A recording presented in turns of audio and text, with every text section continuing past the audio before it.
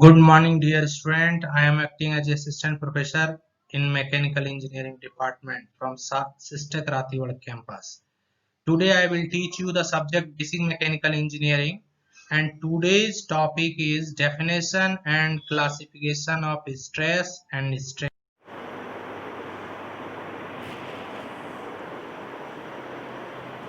Good morning, dear student. Today's topic is classification of strain. In previous classes I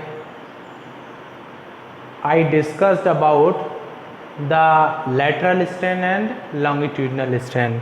Here, on the basis of application of type of force, strain may be classified in three categories: tensile strain, compressive strain and shear strain, as well as volumetric strain. तो classification of strain में हम लोग यहाँ पढ़ने जा रहे हैं। सबसे पहले आपकी एक टेंसाइल स्ट्रेन, जिसको हम लोग पॉजिटिव बोलते हैं, ये पॉजिटिव नेचर की होती है। फिर आपकी कंप्रेसिव स्ट्रेन है। तो कंप्रेसिव स्ट्रेन जो होती है वो कंप्रेसिव फोर्स के कारण होती है। That means compressive stresses develop होंगे और ये नेगेटिव इन नेचर होती है। तीसरी होती है शियर स्ट्रेन, और चौथी जो है volumetric strain.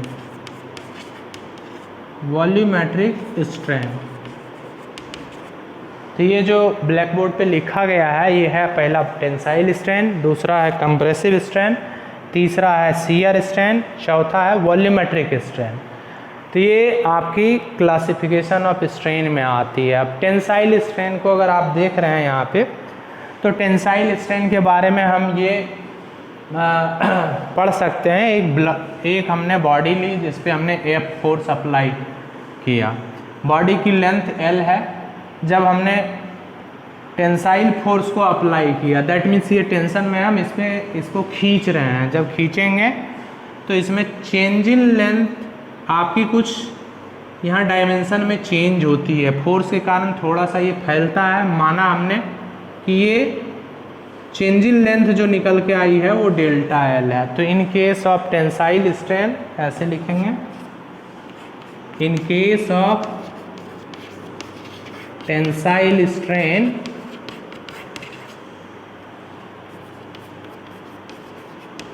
in case of tensile strain, applied force is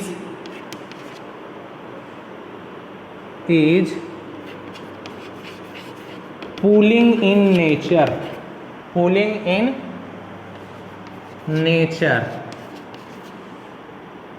और अनदर वे में हम ये कह सकते हैं दूसरे तरीके से कि भाई strain occurs due to tensile force is known as tensile strain.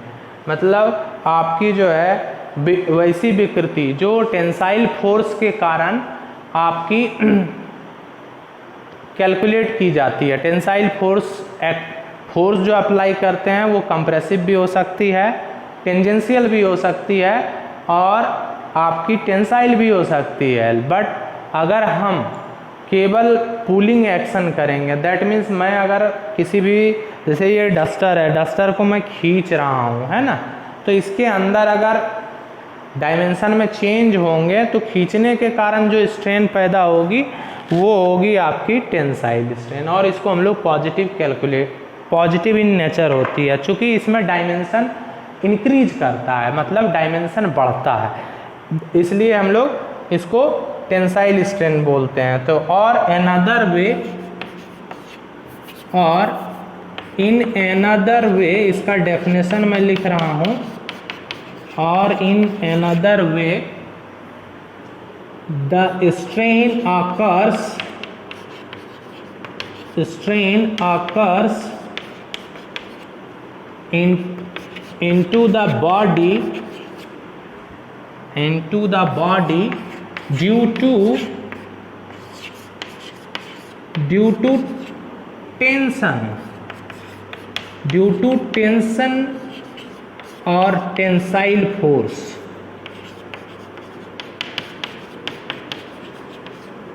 Tensile force है ना। और टेंसाइल फोर्स जो होगी वो क्या होगी, पुलिंग इन नेचर, पुलिंग होनी चाहिए है ना। क्या होनी चाहिए, पुलिंग होनी चाहिए।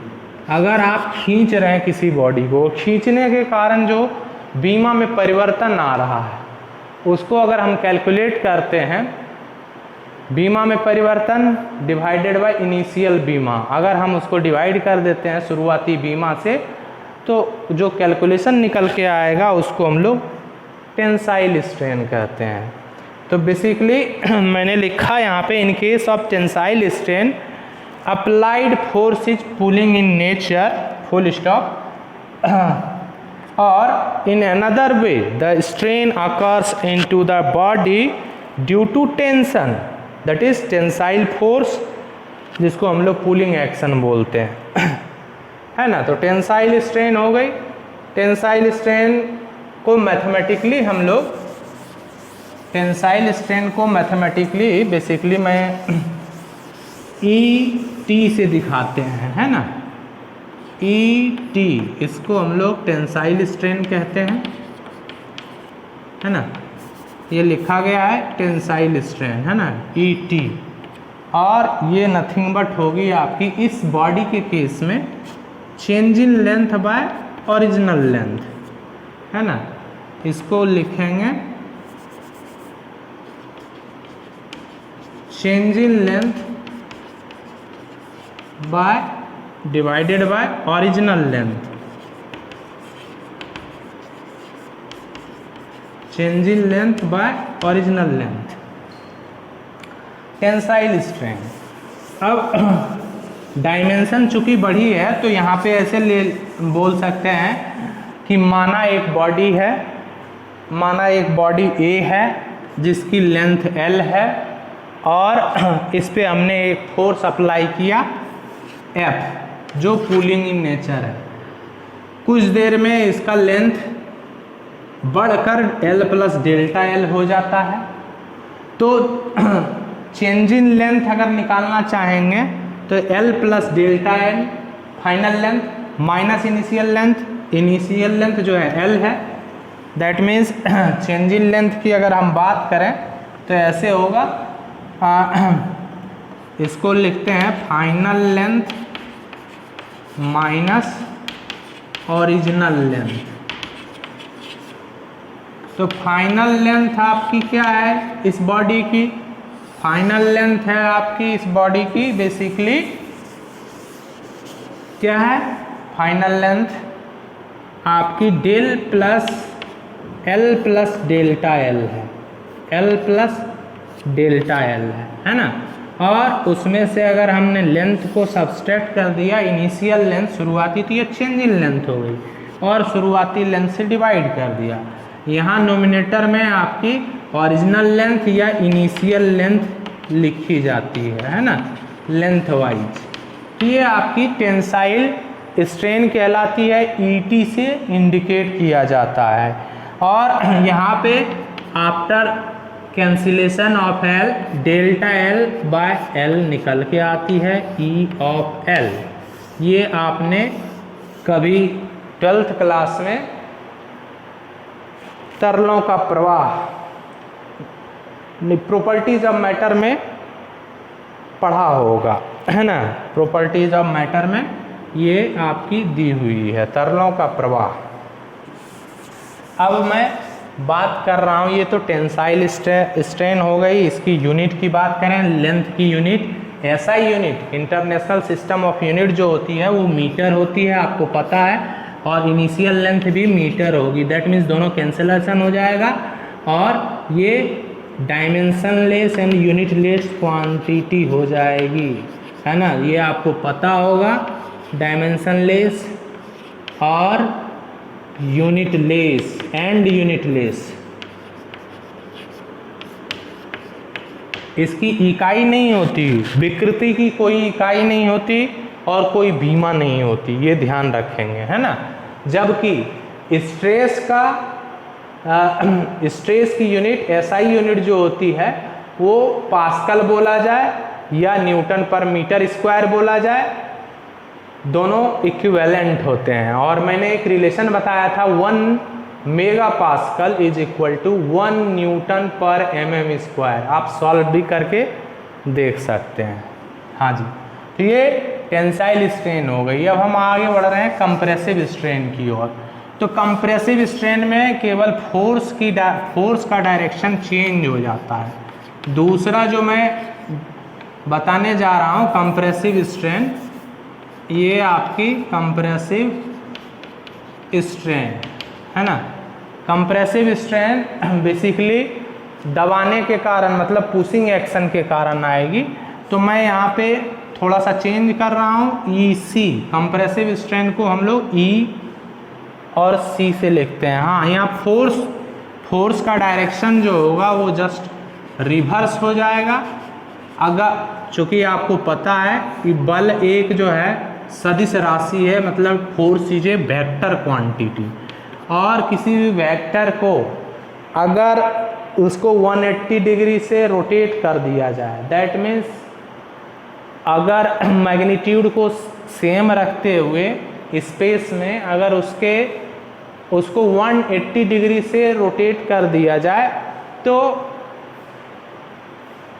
वेक्टर का जो है आपकी जो वेक्टर क्वांटिटी है जस्ट निगेटिव साइन के साथ आती है। दैट मीन्स यहाँ पे हमने देखिए एक बॉडी लिया, इस बॉडी को हमने A बोला, इस बॉडी की लेंथ अगेन L है, और चूंकि कंप्रेस कर रहे हैं, है ना, यहाँ पे क्या है, हम कंप्रेस कर रहे हैं इसको, तो ओरिजिनल बॉडी ये है आपकी, और कंप्रेशन के बाद ये हो गई, मतलब ये रिड्यूस हो गई लेंथ, ये क्या है, लेंथ रिड्यूस हो गई है ना।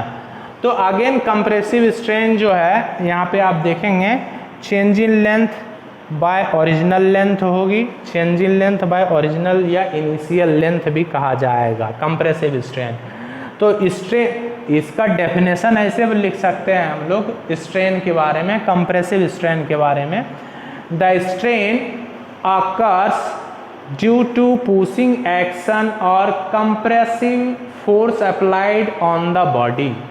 अगर किसी वस्तु पर हम कंप्रेसिव फोर्स जब लगाते हैं, हम बॉडी को पुश करते हैं, तो उसके डायमेंशन में अगर चेंजेज आते हैं तो वो डायमेंशन के रिगार्डिंग जो कैलकुलेशन करेंगे वो कंप्रेसिव स्ट्रेन कहलाएगी। कंप्रेसिव स्ट्रेन का वो कैलकुलेशन करने का तरीका होगा। तो बेसिकली यहाँ पे मैं मान रहा हूँ कि एक बॉडी A है जिसकी इनिशियल लेंथ क्या है, कैपिटल L है, कैपिटल L है यहाँ तक, और चूँकि हमने फोर्स का मैग्नीट्यूड इसके स्ट्रेंथ से ज़्यादा लगाया तो बॉडी जो है थोड़ा सिकुड़ गई है। हमने एक साइड दिखाया है जो फैला, जो कंप्रेशन हुआ है, मतलब जो संपीड़न हुआ है, कंप्रेशन का मतलब है संपीड़न, ये इतनी लेंथ से दब गई है बॉडी डेल्टा L से, जहाँ से मेरा इंडेक्स फिंगर है। तो बेसिकली यहाँ पे आपकी डेल्टा L से कम हो गई, तो ये final length minus original length by initial length, ये स्ट्रेन का ही फॉर्मूला है। अब फाइनल लेंथ जो है हमारा वो क्या है, फाइनल लेंथ आपकी L माइनस डेल्टा L है ना, और इनिशियल लेंथ आपकी L है, तो ये निकल के आ गई निगेटिव साइन के साथ में। देखिए यहाँ पे L plus L minus delta L final length है। चूँकि कंप्रेसिव स्ट्रेन में हम जब निकालना स्टार्ट करते हैं कंप्रेसिव स्ट्रेन को, तो ये change in length by original length, change in length that means final length minus initial length, है ना, अंतिम परिवर्तन माइनस शुरुआती परिवर्तन लेंथ में, लेंथ वाइज की बात कर रहे हैं। तो फाइनल लेंथ कम हो गई है, तो कितनी कम हुई है, L minus delta L, L minus delta L यहाँ पे लिखा गया है ना, L माइनस